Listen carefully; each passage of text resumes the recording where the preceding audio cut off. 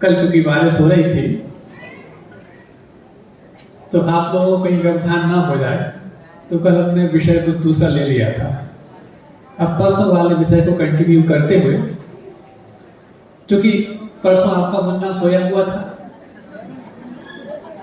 सोने के बाद उठा था, उठने के बाद क्या कराना है उससे ये चर्चा प्रारंभ थी। लेकिन उस चर्चा के पहले एक बात मैं करना चाहता हूं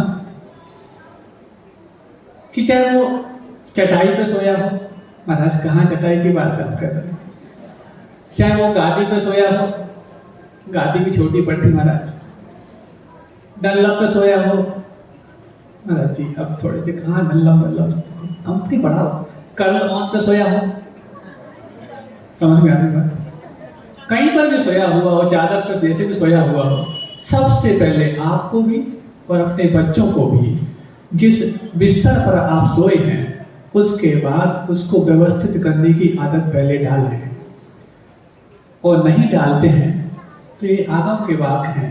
जिस बिछौने पे आप सोए हैं यदि उसको उठने के बाद व्यवस्थित घड़ी नहीं किया है तो दरिद्रता को आपने निमंत्रण दिया है, अमांगलिकता को आपने निमंत्रण दिया है।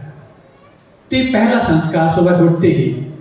नहीं तो क्या होता है, बच्चे होते हैं तो उनके माता पिता घड़ी करते रहते हैं, बड़े होते हैं तो उनके नौकर चाकर घड़ी करते रहते हैं। ये नौकर चाकरों से और माता पिताओं से कराने वाले काम नहीं है बच्चों।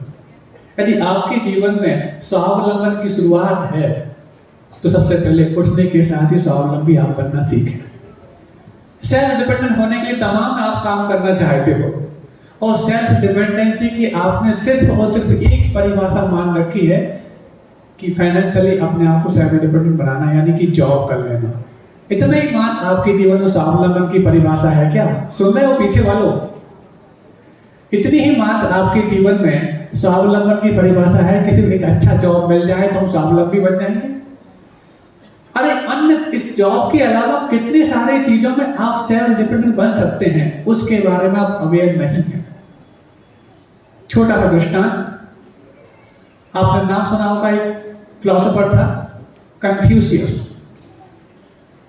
उसके समय की छोटी सी घटना है। बहुत निरीह था, बहुत स्वावलंबी था, उसके बारे में उसके सिद्धांतों कई लोग जानते थे। और एक बार की बात, वो एक जंगल में लेटा हुआ था, सड़क की ओर पैर किए हुए, और वहां का शासक अपने रथ पर सवार होकर सड़क से जा रहा था। उसके पीछे उसका पूरा लाव लश्कर, सैनिक, सेवक, सब कुछ साजो सामान। क्या दिखता है, क्योंकि वो जो उस वहां का शासक था, राजा था, उसके राज में सारे के सारे राम राज जैसा सुख अनुभव करते थे। कोई दीन दुखी, कोई बीमार उसके राज में बहुत दूर दूर तक, कोसों दूर तक दिखाई नहीं देता। जब उसने देखा कि जंगल में एक आदमी पड़ा हुआ है, अपने चेहरे पे अपना हैट लगाए हुए और पैर सड़क की ओर किए हुए, तो पहले तो उसको लगा कि शायद ये पता नहीं है इसको कि इस तरफ से यहाँ का राजा गुजर रहा है, नहीं तो इस तरफ से पैर नहीं करता। क्योंकि जिस प्रकार की उस राजा की उस राज्य में शाख थी, उस शाख के तहत उसके लिए पैर दिखाना तो बहुत दूर की बात है, कोई आंख दिखाना भी मुनासिब नहीं समझता था। हर व्यक्ति उसकी बहुत विनय, अनुनय और सेवा में सलग अपने आप को पाते थे। उसको लगा या तो ये बहुत ही ज्यादा उद्दंड व्यक्ति है, या फिर इसको ज्ञात नहीं है कि सामने शासक निकल रहा है, या कोई तीसरा ऐसा तो नहीं कोई बीमार दुखी हो। तो अपने रथ को रोक करके वहां उतरता है, उसके पास पहुंचता है। दूर से देखा तो शायद उसकी श्वास से उसका पेट ऊपर नीचे हो रहा है, तो सभी जिंदा तो है। फिर जब जिंदा है तो इतने लाव लश्कर की आवाज से उठ क्यों नहीं पा रहा है? आपके घर में ऐसा होता है कि बड़े बड़े ड्रम भी बजा दिए जाए तो आपके साहबजादे उठते नहीं जल्दी, लेकिन यहाँ पर कुछ अलग ही माजरा था। माजरा क्या था? वो उठा हुआ था लेकिन जानबूझ के लेटा हुआ था, और जब देखा उसने तो पूछा राजा ने, कौन हो तुम? तो वो लेटा लेटा आवाज करता है, सम्राट। सुन रहे हो? ये बच्चों बैठ जाओ, बैठो। सम्राट की बात चल रही है, समझ में नहीं आ रहा। तो पूछा कौन हो तुम? बोले सम्राट। अब एक सम्राट के सामने एक वहां का एक अदना सा कोई नागरिक यदि सम्राट को बोले कि मैं सम्राट हूं, तो उसको लगा कि शायद ये पता नहीं इनके सामने कौन खड़ा है। होश में तो हो? आवाज आती है वहां से, मैं तो होश में हूं, आपकी आप जानू। अब तो और मुश्किल। पहली बात तो ये विनय नहीं कर रहा, सुनने के बाद भी उठ नहीं रहा, अपने चेहरे पर वो जो ढका हुआ जो हेड था उसको अलग नहीं कर रहा, ऊपर से बोलता है मैं सम्राट हूं। और होश में पूछा तो पूछा कि मैं तो हूं और तुम अब नहीं जानो। बोले तुम्हें पता है तुम्हारे सामने कौन खड़ा हुआ है? मुझे तो मालूम है कि मैं कौन हूं, और मैं तो आराम फरमा रहा हूं। तुम खड़े हो चाहे बैठे हो, तुम्हारी तुम जानो। जब ऐसी बात कह दी तो अब तो पिघला नहीं जाता। तो उसको लगा तुम्हारे सामने इस राज्य का सम्राट खड़ा हुआ है, तुम्हें पता है? होगा, मैं असली सम्राट हूं। अब तो समझ लो, आर पार की बात आ गई। अब या तो वो इस चीज का ढंग से जवाब दे दे, और ढंग से जवाब देगा तो फिर अभी तक की उसकी बनाई हुई साख कहीं धुल ना जाए कि इतनी छोटी सी बात में तो उद्वेलित हो गए, वो सामने वाले को दंड दे दिया। तो प्रश्न करता अगला, तुम्हें पता है सम्राट कौन माना जाता है? पता है। तो बताओ क्या? मुझे पता है, मैं सम्राट हूं, मुझे इतना पता है। जब नहीं सुनना तो जो सम्राट था ये तो कहता है, बोले सम्राट वो होता है जिसके पास धन दौलत हो, खजाने हो, निधियों का जखीरा हो, और वो जिसके सैनिक हो, लाव लश्कर हो, और वो जिसके पास सेवक हो, नौकर चाकर हो। बोले होंगे ऐसे सम्राट? मैं असली सम्राट हूं। बोले सेवक तो उसको चाहिए होते हैं जो अपना काम खुद करना नहीं जानते। मैं अपना काम खुद कर लेता हूं, इसलिए मैं असली सम्राट हूं। सैनिक तो उसको चाहिए होते हैं जिनके दुश्मन हो। मेरा इस दुनिया पर, इस धरती पर कोई दुश्मन नहीं है, और जो दुश्मनी के भाव लेकर आता है उसको एक हल्की सी मुस्कान बिखेर देता हूं, वो मेरा मित्र बन जाता है। इसलिए मैं असली सम्राट हूं। और रही बात इस वैभव की, धन दौलत की, वो उसको चाहिए होता है जो दरिद्र हो। मैं किसी भी के सामने जब उसके कंधे पे हाथ धर देता हूं तो मेरी सारी आवश्यकताओं को पूर्ति करने के लिए जिद पकड़ लेता है। इसलिए मैं असली सम्राट हूं। अब बताओ, आपकी सम्राट की जो परिभाषा है, उस सम्राट की परिभाषा में तुम खड़े उतरते हो कि मैं? वो जो सम्राट था जिसके पीछे लाव लश्कर आया था, इसके इस जवाब को सुनकर के उसके चरणों में गिर पड़ता है और नतमस्तक होकर बोलता है, आज से तो मेरे गुरु साबित हुए। अब मैं ये कहना चाहता हूं कि जब आपके मुन्ना, आपकी मुन्नी जब उठ के खड़ी हुई है, तो उस समय यदि आप उसको सेवकों के माध्यम से, नौकर चाकरों के माध्यम से, या फिर स्वयं उनकी नौकरी करके उनको यदि परावलंबी बनाना चाह रहे हो, और फिर सपने संजोए हो कि बेटा कलेक्टर बनेगा, मिनिस्टर बनेगा, डॉक्टर बनेगा, डॉक्टर ही बनेगा और डॉक्टर ही करेगा, क्योंकि आपके मन में इसके अलावा भाव आते ही नहीं है। अरे जो अपना काम खुद करना नहीं जानता, वो दूसरों का काम करके देगा, क्या गारंटी है? और यदि प्रशासनिक सेवा में जाना चाहता है या किसी निजी संस्था में जाना चाहता है, उसकी सेवा के भाव सार्थक तभी हो पाएंगे जब उसको अपने घर में खुद की सेवा करना अच्छे से आता हो। और कम से कम उस समय में तो अच्छे से आना चाहिए उसको, जिस वक्त उसकी उम्र हर कुछ चीज सीखने की होती है। लेकिन शुरुआत में आप उसको पालते हैं सुविधाओं में, और बाद में उम्मीद करते हैं आपको वो सुविधा दे देगा। अमेरिका जैसे देशों में इम्यून सिस्टम को इंप्रूव करने के लिए वो सारे चीजें, वो सारे हथकंडे अपनाए जा रहे हैं, जिन हथकंडों के बगैर भारत देश में इम्यून अपने आप इंप्रूव होता था। बच्चे जमीन में खेला करते थे, धूल मिट्टी में खेला करते थे, कीचड़ में सने हुआ करते थे, उससे उनकी रेजिस्टेंस पावर इतनी इंप्रूव होती थी कि कोरोना जैसी बीमारी तो उनसे कांप के भाग जाती थी। लेकिन वहां पर सुप्यारता के साथ बच्चों को पाला जाता है और फिर उसके बाद जब 5-7 साल 8 साल के होते हैं बच्चे और उनका इम्यून और कमजोर हो जाता है, फिर उनको पैसा खर्च करके मड हाउस, मतलब जहाँ पर कीचड़ होता है, जहाँ पर मिट्टी होती है, वहां पर धूल होती है, वहां पर उनके पेरेंट्स ले जाकर के 2-2 घंटे की फीस जमा करके और वहां खिला करके अपने बच्चों की तंदुरुस्ती की कामना करते हैं। अरे यहाँ पर घर में मिलता था, फ्री में मिलता था, लेकिन नहीं, हाइजीनिक होना चाहिए, ये होना चाहिए, वो होना चाहिए। और जो किड्स गारमेंट्स बेचते हैं उनसे पूछ लेना कि आज एक बच्चे की परवरिश में कितना पैसा खर्च होता है। एक दूल्हे के लिए जो शादी करने में जितना खर्च होता है उससे भी ज्यादा एक छोटे से बच्चे को पालने में आज कितना सारा किड्स वेयर आता है। क्यों आने लग गया? और इससे क्या फायदा हो तो कोई बात नहीं, लेकिन इससे यदि आपको अस्पतालों में जाने की, मैं तो सोचता कि कोई जो किड्स वेयर वाले यहाँ बैठे हैं तो उनका धंधा बंद कराने वाला हूँ, मैं तो एक बात रख रहा हूँ आपके सामने और शायद आप बात मेरे कानों की नहीं बेटी जल्दी, लेकिन आप ये सोचने के लिए मजबूर हो सकते हैं कि मैं अपने बच्चों को कमजोर बना रहा हूं या मजबूत बना रहा हूं। एक उदाहरण मैं आपके सामने देना चाहता हूं। यदि आपके पास अपने बच्चों को शक्ति संपन्न बनाने की जिद पैदा हुई है, पहली बात हुई है तब ये बात सुनना, और नहीं हुई है तो फिर तो कोई बात नहीं। कमजोर बनाने के लिए माता पिता तमाम प्रयास कर रहे हैं, लेकिन मजबूत बनाने वाले प्रयास कितने माता पिता करते हैं? वही माता पिता अपने बच्चों को मजबूत बनाने वाले प्रयास कर सकते हैं जिनकी मानसिकता मजबूत हो। हार्वर्ड यूनिवर्सिटी नाम सुना है आपने?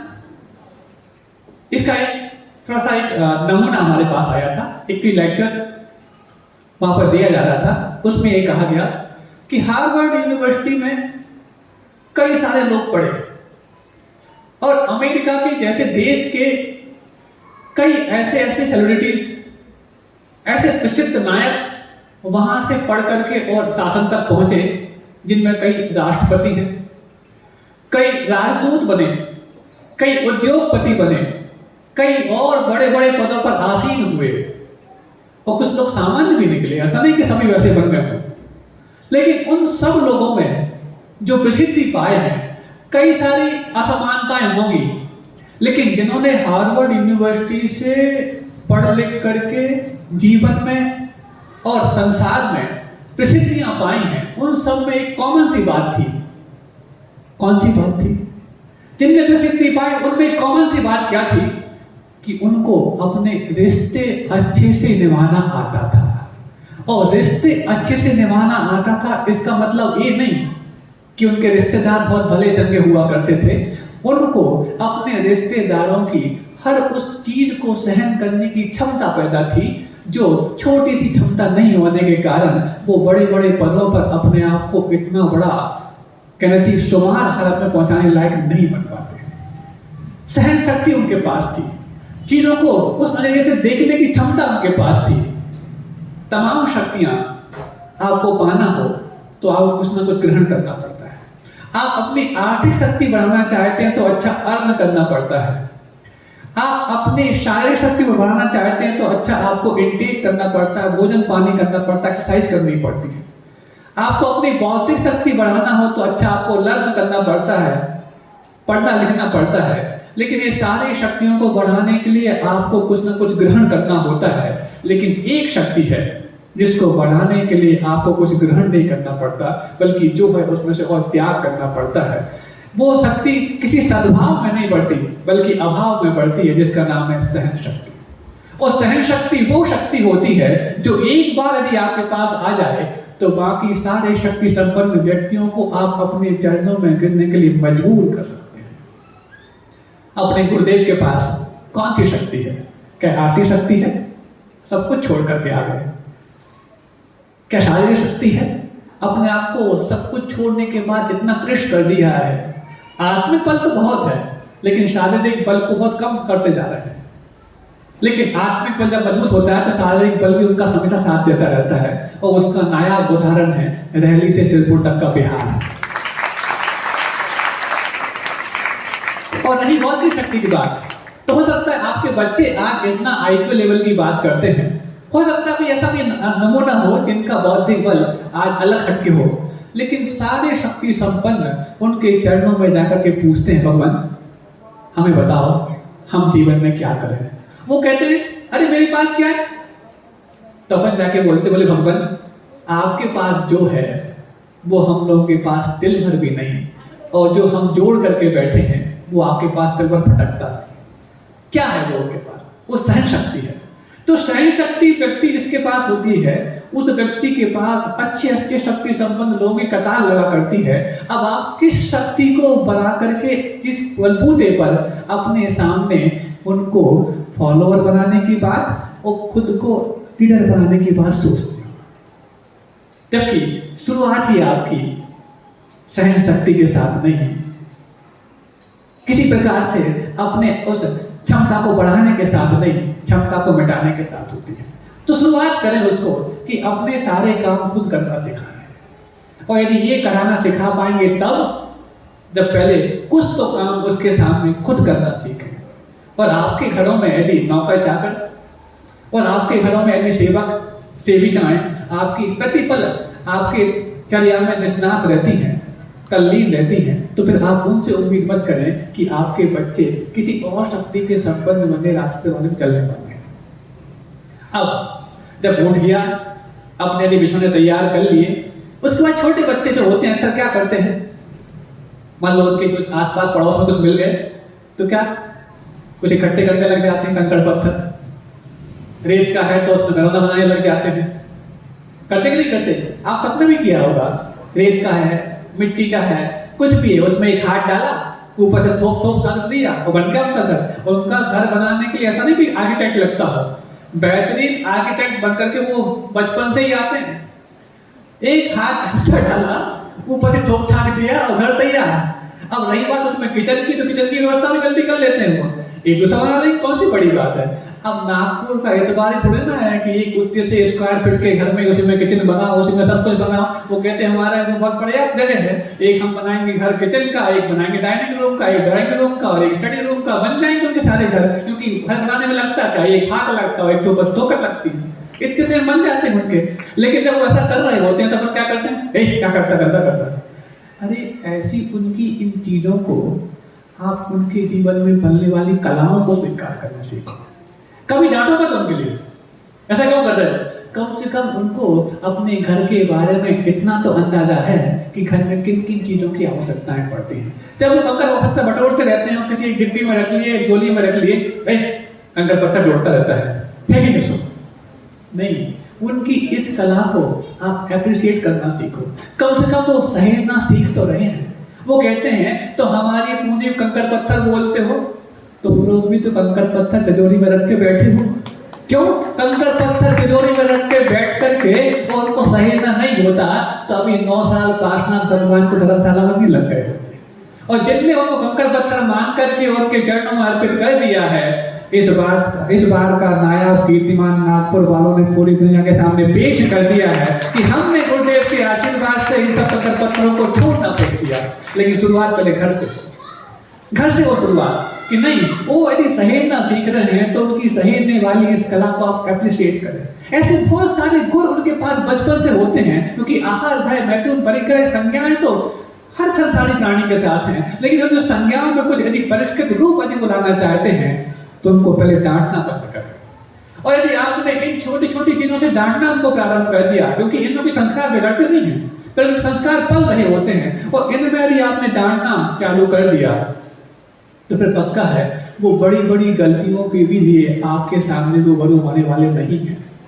कई बार मैं बोल चुका हूं, यहां से भी बोलना चाहता हूं और पहले भी बोला है कि बच्चों को सच बोलने का माहौल क्रिएट किया जाए।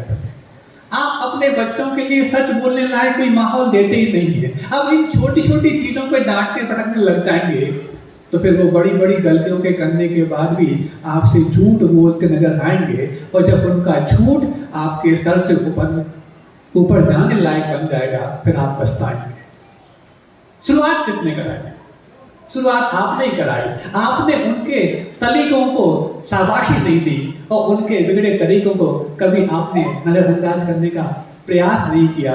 और प्रयास यदि करना चाहती हो तो कैसे किया जाए? छोटा दृष्टांत मैं ये नहीं कहना चाहता कि इस प्रकार की चीजें आपके घर में घटित हों, लेकिन दृष्टांत के माध्यम से बताना चाहता हूं कि जब बड़ी बड़ी गलतियों को भी माता पिता इग्नोर करने की अपने अंदर सामर्थ्य रखते हैं, तो बड़े बड़े गलतियों के दौर को पार करके उनके बच्चे भी वापस लौटने का अनुभव रखते हैं।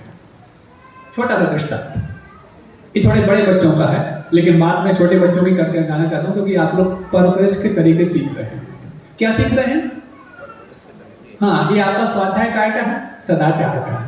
और सदाचार में आप परवरिश सीख रहे हैं, लेकिन इस परवरिश में ये मत समझना कि आगम की बात नहीं है, आगम की ही बात आपकी भाषा में आपको परोसी जा रही है सदाचार के माध्यम से। तो एक पिता जिसका बेटा उसके बराबर लगभग हो गया हाइट में, क्योंकि उम्र में उसको संभव नहीं है, उम्र में संभव नहीं, अनुभव में संभव नहीं, हाइट में तो बराबर हो सकता है। होता है नहीं होता ऐसा? और कितने ऐसे माता पिता यहाँ बैठे हैं जिनके बच्चे उनके हाइट के बराबर नहीं हो गए? प्राय सब बैठे होंगे। तो सुन लो, लेकिन इस बात को सुनकर के बच्चे गलत बात ना पकड़ लें और माता पिता भी इससे गलत संदेश ना ले लें। उससे क्या संदेश लेना है उसको आप पकड़े। बेटा बड़ा हो गया और जब स्कूल कॉलेज में जाने के संस्कार उनको इस प्रकार से मिल जाते हैं कि तुम्हें जो करना है वो करो, हो गए, स्कूल कॉलेज पहुंच गए, उसके बाद संगत यदि ठीक से नहीं मिल पाई तो मन तो पानी की तरह होता है, जहां ढलान होती है उस पर भी धड़कता जाता है, तो उसका मन स्लिप हो गया तो बस फ्रेंड सर्कल में कुछ ऐसी बातें सीख ली जो शायद आपको पसंद नहीं आती है। सीख क्या ली? शुरुआत पहले इससे होती है, फिर उससे होती है, फिर इससे होती है, और फिर पता नहीं किस किस से होती है। हो गई। लेकिन उस पिता को अपने बच्चे पर बहुत विश्वास। क्या विश्वास? कि मेरा लाडला जो है, मेरी आंखों का तारा जो है, वो कभी किसी प्रकार से कोई का सितारा नहीं बन सकता। सितारा नहीं बन सकता, मैं क्या कहना चाह रहा हूं, ये तो आप ही समझो, हमने तो बोल दिया। अब उसका जो मित्र है, उसके पिता का मित्र, उससे कहता है, बोले पता है साहबजादे क्या गुल फरमा रहे हैं? ऐसे बोलते ना, ये बड़े बड़े लोगों की बात मैं करना चाहता हूँ। इस बात को लेकर के आप लोग जो यंगस्टर यहाँ बैठे हैं, गलत मीनिंग मत लेना। मैं तो एक पिता के रूप में आपको एक संदेश देना चाहता हूँ कि उस पिता के ऊपर क्या गुजरती है और पिता कैसे उस परिस्थिति को टैकल करता है। तो बस पता है साहबजादे क्या गुल फरमा रहे हैं? तो पिता बोलता है, जिसको अपने बच्चे पर बहुत इत्मीनान है, किसके साहबजादे की बात कर रहे हो, मेरे कि तुम्हारे? नहीं, आपके ही। हाँ, क्या हो गया उसको? अच्छा भला कॉलेज जाता है, समय पर लौट आता है, थोड़ा रात को लेट आता है तो क्या बात होगी, थोड़ा बहुत। मैंने उसको इतने संस्कार दिए हैं कि उन संस्कारों की दुहाई दुनिया के लोग देते हैं। हाँ, दुनिया के लोग तो देते हैं, लेकिन मैं तुम्हारा खास मित्र अब तुम्हारे इन संस्कारों की दुहाई को तुम्हें देना चाहता हूँ। क्या मतलब? जाके देखो कहाँ बैठे हैं अभी। नहीं, स्टडी रूम में बैठा होगा कहीं किसी के घर पे, या लाइब्रेरी गया होगा। हाँ, लाइब्रेरी कई प्रकार की होती है, जहाँ पर पुस्तकें भी पढ़ी जाती हैं और कुछ और भी पढ़ा जाता है। क्या कहना चाहते हो? मैं ये कहना चाहता हूँ कि आपके जो साहबजादे हैं ना, किसी एक अलग टाइप की लाइब्रेरी में बैठे हुए हैं, जाके देख लो। नहीं, मुझे बर्दाश्त है, मेरा बच्चा समय पर जाएगा और 10, 11, 12 बजे। इतना तो अब आम होता है, इसको बोलते हैं न्यू नॉर्मल। क्या बोलते हैं?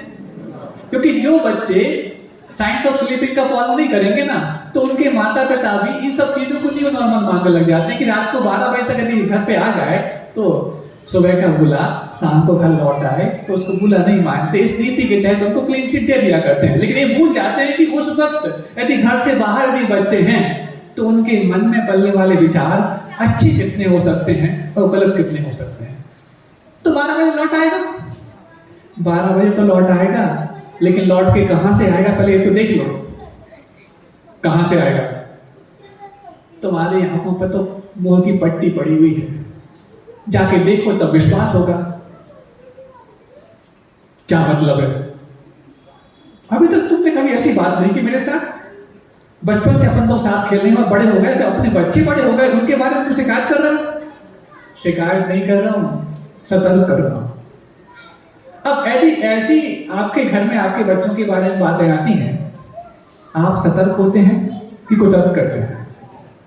कुतर्क पहले होता है कि नहीं, ऐसा हो नहीं सकता, हो नहीं सकता। उस प्रकार की बातों के बारे में आपको पहले एक संज्ञान तो लेना चाहिए और संगीनता से लेना चाहिए। तो कहता है यदि तुम्हें विश्वास नहीं होता तो मैं अपने साथ तुम्हें वहां ले चलता हूं जहां तुम्हारा बेटा बैठा हुआ है। ऐसी बात करो। जाते हैं और पहुंच गए तो बैठा था वो एक बार में। वो बार तो छोटी बात है, पब में, क्योंकि न्यू नॉर्मली इस शब्द आपके लिए आवश्यक होते हैं। बैठा हुआ था, बार था। बार क्या होता समझते हो ना? कोल्ड बार नहीं और वर्ल्ड बार भी नहीं, बियर बार। वहां बैठा हुआ था और जब देखा, अंदर जाके देखा तो वहां तो तरह तरह की लाइटें होती हैं और सिर्फ वहां तो बार होता था, फिर भी ठीक है। दूसरी चीज और भी थी जो अब हम समझ जाते हैं, बोलने की आवश्यकता नहीं है। तो क्या देखा, एक टेबल है, उस टेबल के चारों तरफ उसकी फ्रेंड सर्कल बैठी हुई है, जमात लगाए हुए, और सबके हाथ में प्याले हैं। अब जिनको अपने हाथों में पाले हैं, आज उनके हाथ में प्याले हैं। तो बस देखा तो लाइट इतनी बार बार चमक कर रही है कि पहचान में नहीं आ रहा कि मेरे लाडला है कि कुछ और दूसरे का है। अरे कहाँ है, दिख तो रहा नहीं। जरा गौर से देखो और मोही की पट्टी अलग करके देखो, क्या है? देखो वो जो उसने उठाया नहीं, हाथ ले आया है, वो ही तुम्हारा बेटा है, ये मेरा बेटा है। इतने में क्या होता है कि ये दरवाजे से देख रहा है कि वहां दूर बैठा हुआ है टेबल पर, और मेरे बेटे ने वो जाम को यहां तक ला लिया है। जैसे वो जाम को यहां तक लाया, उसकी दृष्टि भी अपने बाप पे पड़ गई। अब क्या होता है, पर जैसे इसने देखा और उसने देखा, दोनों ने अपने आई कांटेक्ट किए, दोनों घबरा गए। पिता भी पहली बार अपने बच्चे को इस रूप में देखा है और बच्चे ने भी कभी उम्मीद नहीं की होगी कि मेरा पिता जो मेरे पे इतना विश्वास करता है, मेरी तहकीकात करने के लिए यहां तक पहुंच जाएगा। अब बस देखो क्या घटना घटती है। उसके बाद उस बच्चे ने, जो पिता की दृष्टि में सबसे संस्कारवान था, वो कुछ नहीं देखता, एक वहीं आसपास एक तिनका उठाता है और तिनकों को ऐसे ओट कर लेता है कि मेरे पिता मुझे देख ना पाए। एक तिनका इतने बड़े इंसान को कितना रख पाएगा, आप देखो। लेकिन इसके बाद क्या घटा, आप देखो, सुनो। बस जैसे उसने इतनी सी ओट की, वो पिता बोलता है अपने दोस्त से, चलो यहां से, चलो यहां से। मुझे ले जाने आए हो कि अपने बेटे को ले जाने आए हो यहां से? नहीं, बेटे को मैं बाद में देखूंगा, तुम चलो यहां से। इतना मोह भी अच्छा नहीं अपने बेटे से कि अपनी उसकी इतनी रंगीनियां देख करके तुम वापस लौटने की बात कह रहे हो। बोले मैं रंगीनियां भी देख चुका हूं, वो संगीनता से समझ भी चुका हूं। क्या कहना चाहते हो? मैं ये कहना चाहता हूं, अभी उसके पास एक तिनके के बराबर शर्म बाकी है। कहीं ऐसा ना हो कि ये शर्म भी बेच खाए और फिर वापस कभी हमारे लौट के ना आए। इसलिए इतनी सी शर्म उसके पास बचे कि तिनका उठा करके अपनी ओट लेना चाहता है। ये तिनके की ओट ही उसको वापस लौटने के लिए बहुत बड़ा मील का पत्थर साबित होगी। अभी यहां से लौटो, और जैसे लौट जाता है, बस उस तिनके की जो शर्म उसके पास शेष थी, उसी शर्म के सहारे वो पिता अपने बच्चे को पहले का जैसा सदाचारी बनाता है। अब सोचो, इतनी बड़ी करतूत को भी वो पिता सहन करने लायक अपने आप को बना रहा है, तो उसके अंदर कितना सामर्थ्य होगा। और सामर्थ्य पिछला नहीं कि मैं अपने बच्चे को डांट फटका के वापस ले आऊंगा। उसके पास वो सारे इमोशनल ट्रीटमेंट्स हैं जिसको लेकर के बिना किसी नशा मुक्ति केंद्र में भेजे अपने बच्चे को वो अपने घर में लौटा लाएगा। ये बच्चों को इस बात को सुनकर के अन्यथा नहीं लेना है, और पिता को भी इससे बहुत बड़ा सबक लेना है कि आप उनकी किन किन चीजों को किस किस तरीके से इग्नोर करने का मतलब ये नहीं है कि आप उनको उन चीज के लिए क्लीन चिट दे रहे हैं, खुली छूट दे रहे हैं। आप उनके लिए वापस लौटने का अंतिम मौका भी खोना नहीं चाहते हैं। ये अंदर अपने आप से प्रयास कर रहे हैं। बहुत संगीन बात है। परवरिश करने के नाम पर सिर्फ आप आयाओं पर, नौकर चाकरों पर, स्कूल पर यदि जिम्मा और ठीकरा फोड़ना चाहते हैं तो बहुत बड़ी गफलत में आते। यदि आपने बच्चों से ये मानकर कि 5-6 घंटों के लिए बच्चे स्कूल पहुंच जाएंगे, उनकी जो यहाँ पर मस्ती होती है, या कहना चाहिए सबक होता है, उससे अपने आप को हम 5-6 घंटे बचा लेंगे। यदि ये मान के यदि आपने बच्चों को स्कूल भेजा है तो आपने शिक्षा को बला मान के स्कूल भेजा है। शिक्षा बला नहीं है बंधुओं, शिक्षा एक कला है, और कला को सीखने यदि आपके बच्चे गए हैं तो आपको अंदर ये कला होनी चाहिए कि परवरिश सिर्फ स्कूल में नहीं की जाती। स्कूल में तो मात्र वो थियोरी सीख करके आते हैं, उसके प्रैक्टिकल्स तो समय दे करके अपने घर में कराए जाते हैं, और ये जिनके पास अंदर जिद पैदा हो जाती है वही एक अच्छे पेरेंट्स बनने का मकसद पूरा कर पाते हैं। अब जब इतना हुआ तो आपका बेटा जब उठ गया, उठने के बाद जब वो कंकर पत्थर समेट रहा है, उसके बाद धीरे धीरे घरौंदे बनाना सीख रहा है, उसके बाद उनके भी अपने अपने कुछ रिश्ते बन जाते हैं, भाई बहन भी बन जाते हैं।